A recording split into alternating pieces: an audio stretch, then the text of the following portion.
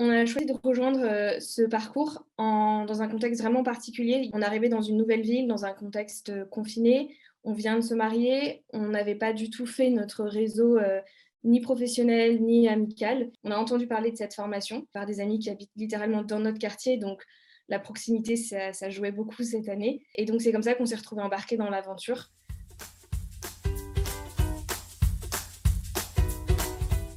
Le fait d'avoir vécu ce parcours, avec une petite équipe, soudée, sans se connaître autrement qu'en visio, a créé une expérience assez unique où on a rencontré des gens uniquement par le biais d'une liste de questions qu'on était amenés à se poser, tous les 15 jours. Donc en fait, on s'est retrouvés à vivre avec une équipe, composée de personnes très différentes et sans chercher à savoir si on avait autre chose en commun que le fait de faire ce parcours. La vie d'équipe dans ce parcours apporte une vraie fraternité d'abord, la possibilité de poser des questions et d'oser des réponses qu'on finit parfois par garder pour soi, quand on vit seul ou même en couple.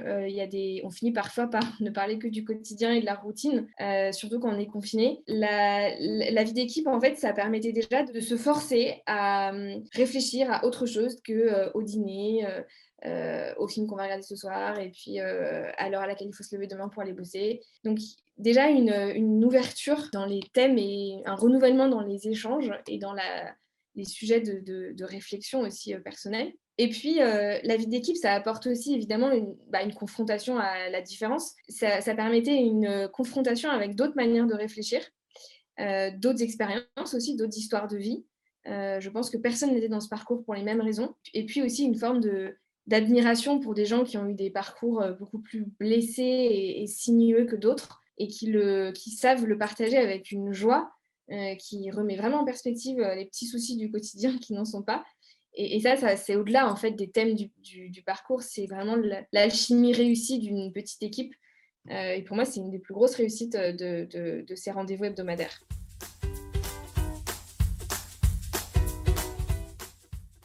Cette occasion d'avoir, 1 h 30 pour se poser tous les 15 jours et faire une forme de relecture de ses amitiés, de son travail, d'habitation, ses choix associatifs, même son histoire familiale.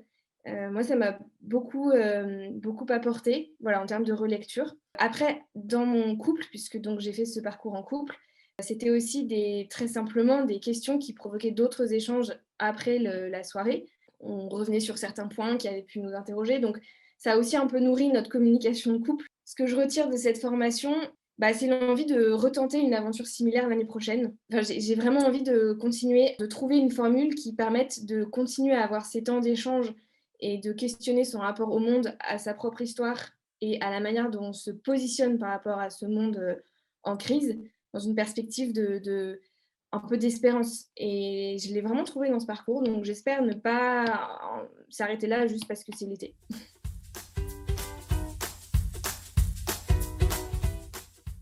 Honnêtement, c'est les échanges en équipe. On partait des questions qui étaient proposées dans le livret, qui reprenait la petite étude de cas, sur laquelle on avait, réfléchi ensemble. Et en fait, les réponses aux questions, qui étaient souvent, un peu un prétexte pour lancer la conversation, nous ont à chaque fois permis d'aller assez loin dans un partage de nos histoires plus ou moins anciennes, de ce qu'on pouvait vivre, en ce moment. C'est ce qui nous donnait envie de ne pas manquer ce rendez-vous, en fait, c'était ces échanges, à la fois humains, amicaux et puis, très authentiques.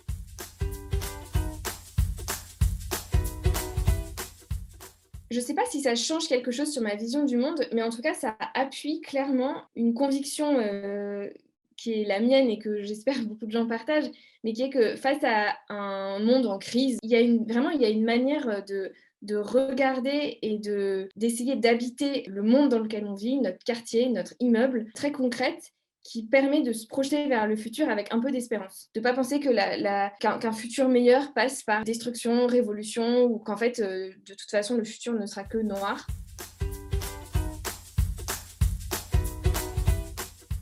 C'est le thème de l'enracinement. De manière générale, j'ai beaucoup aimé la manière dont les séances étaient souvent construites sur une forme de dialectique. Il faut se connaître pour s'ouvrir, donc il faut s'enraciner aussi pour grandir.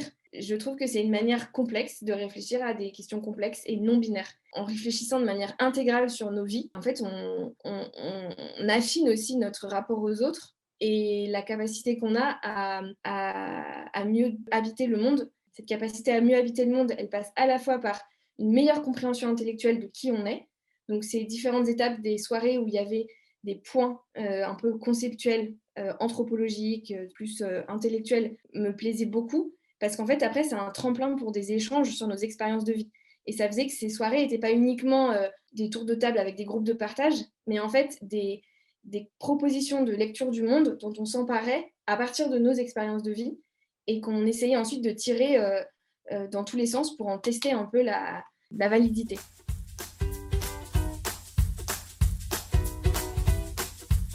Je conseillerais vraiment de suivre cette formation pour 2 raisons principales. La première, c'est la grande fraternité et simplicité dans les échanges permis par le format.